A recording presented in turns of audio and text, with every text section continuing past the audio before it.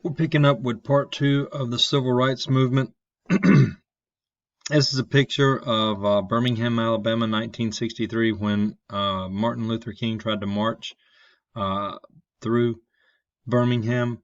As you see, these firefighters are spraying these demonstrators down, or these protesters down, and keep in mind they're spraying them. That's 750 pounds per square inch of water. It's extremely painful, and it will knock you off your feet, but they're doing this to disperse the crowd. If you watch the video down here, the civil rights protests in Birmingham, that is an interesting video. I may assign that one to you too, but it's a good watch as well. So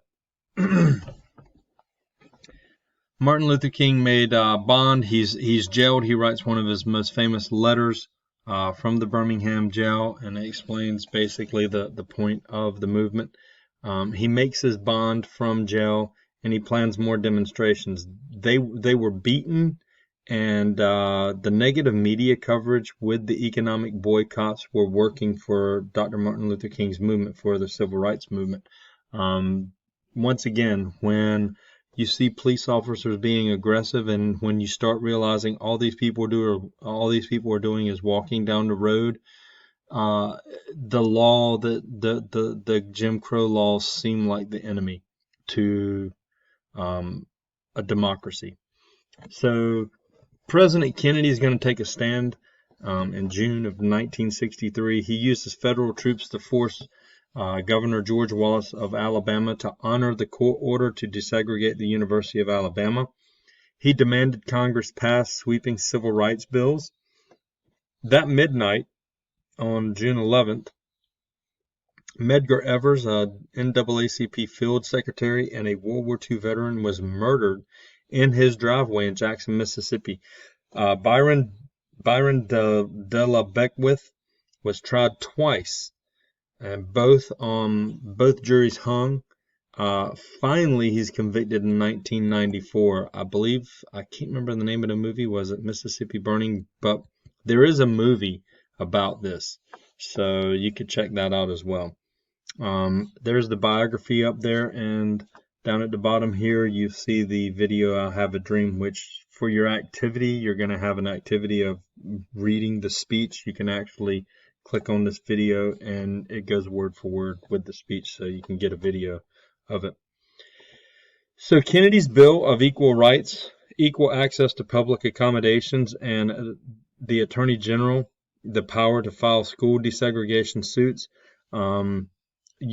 Basically 250,000 African Americans and 75,000 white people gather in Washington to listen to his speech and to see what he had to say. And it's one of the greatest speeches in U.S. history. So George Wallace, this is a picture of him standing in front of the University of Alabama. He's a segregationist governor. He tries to stop integration to University of Alabama. He's noted for his I think it's his inauguration speech, where he says segregation now, segregation tomorrow, and segregation forever. Interesting story. I'll go back. Interesting story about Wallace. He runs for president twice in 1968. I think he's the most successful third-party candidate in U.S. history. 6 states actually vote for him for president, and he runs on a segregationist policy. In 1972, he runs for president, and somebody tries to assassinate him, tries to kill him, and he's paralyzed from the legs down. In his later life, from 1973 on, he becomes a huge proponent of minority rights because he was now a minority. The day ends, of course, going back to August 28th. The day ended with MLK taking the speech. He started his speech with and the speech ends, of course, with him repeating "I have a dream." Anytime when you start to see him when you start to see in the speech "I have a dream," that was all ad-lib. That's not in the original speech. But anyway, more violence, as you see. JFK will be assassinated November 22nd, 1963. Lyndon Baines Johnson, LBJ, becomes president. He pledges to continue Kennedy's work, which means civil rights. On July 2nd, 1964, Johnson signs into law the Civil Rights Act, which prohibits discrimination based on race, religion, national origin, gender, and it set up the Equal Employment Opportunity Commission. Guys, I don't know if this bill gets passed if Kennedy lived, because Kennedy didn't have the political clout that LBJ did. Lyndon Baines Johnson was a 30-year veteran of Congress, and he was the Speaker of the House at one time. He was one of the lead senators. So he was, I think, Senate pro tempore, I believe. So his leadership in getting this bill passed was crucial. You had, I think it was a 70-something day filibuster on this, and he bullies, manipulates, makes concessions. He does everything he can, and within his power as president and some outside, to get this bill passed. He was famous for this. He was a great legislative president.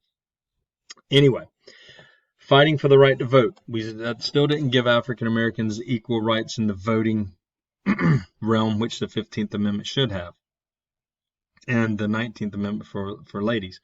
But as you see, getting African Americans registered to vote in 1964, CORE and the SNCC planned a large registration drive concentrated in Mississippi. This project was known as the Freedom Summer. Robert Moss joins the SNCC in 1961. He led the Freedom Summer in 1964, and this will lead to a new political party to challenge Mississippi white-controlled Democratic Party. African Americans organized a new party in the Democratic Party. It was the Mississippi Freedom Democratic Party. Although many people wanted them to be seated at the Democratic Convention in 1964, Johnson did not seat them because he feared it might hurt him when some of the white vote he needed to be elected. So he will be remembered for that as well. The Selma March in 1965 basically went from Selma, or was going to Selma. It's for a large major voter registration drive. They hoped it would provoke a hostile white reaction, and it did. They wanted to convince Lyndon Baines Johnson to sponsor federal voter rights laws.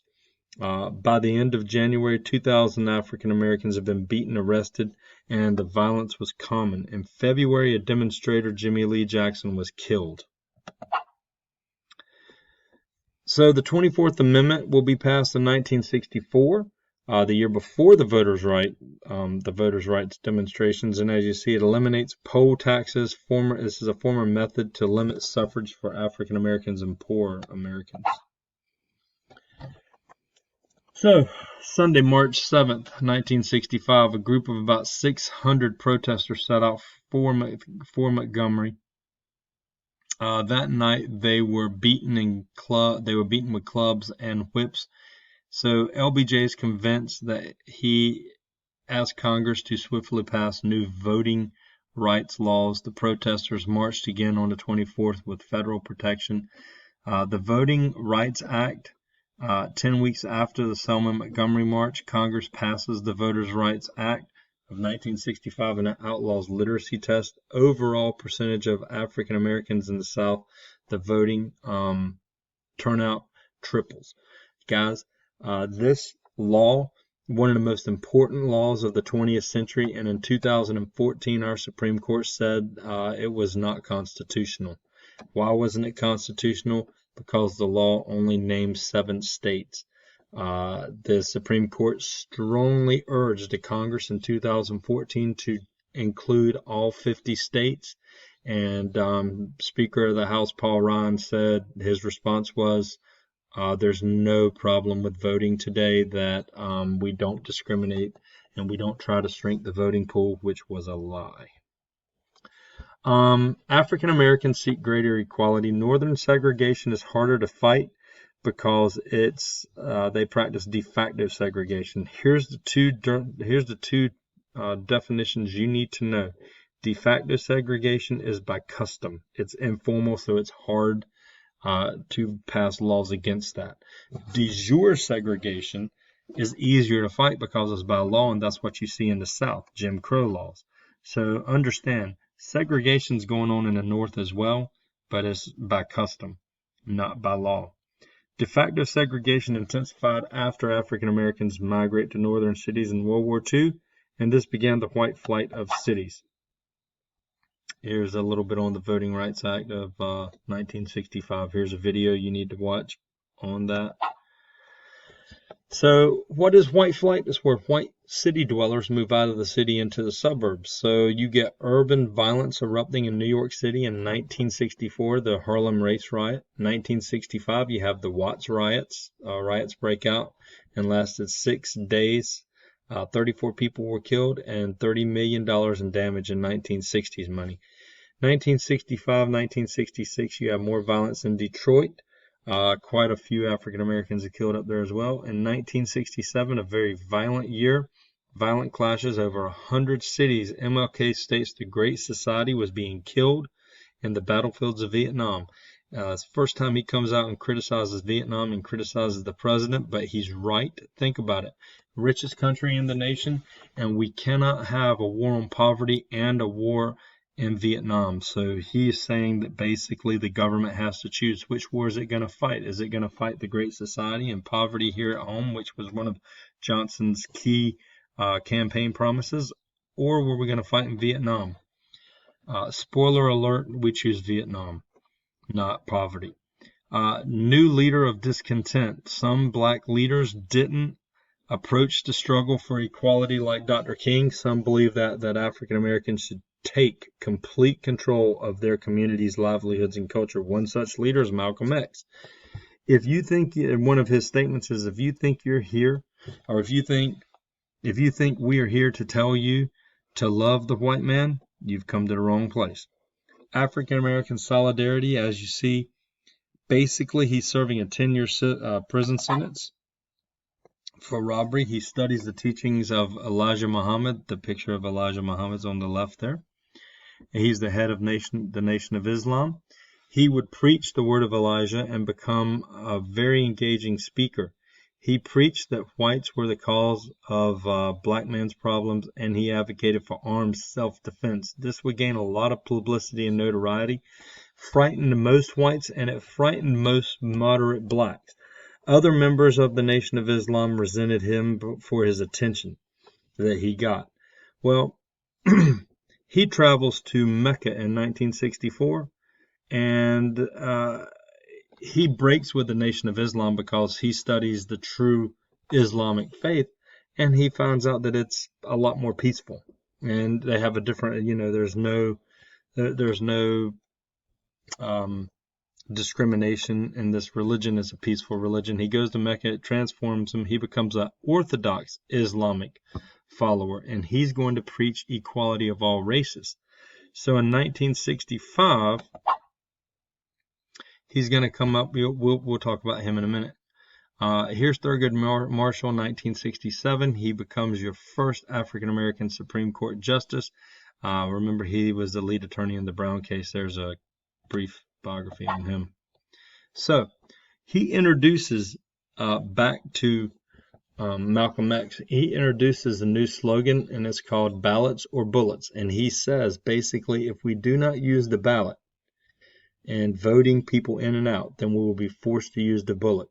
So he says, let's first try the ballot. He becomes more of a traditional Islamist and wants to work with people instead of armed resistance. However, he's gunned down February 21st, 1965. He had feared for his life for some time, and he knew that leaving the Nation of Islam would be risky. So, in 1968, it's a turning point for the civil rights movement. Dr. King, by this time, kind of had lost his movement. It wasn't as strong, and it was losing support to militants, more militant factions, whom he did not support. His movement was looking for some direction, and the nation's mood had changed by this time. Here are the Black Panthers founded in here's a picture of them, founded in Oakland, California. Huey Newton, Bobby Seale were the founders. This was the counter movement to MLK's movement, and these guys were violent movement.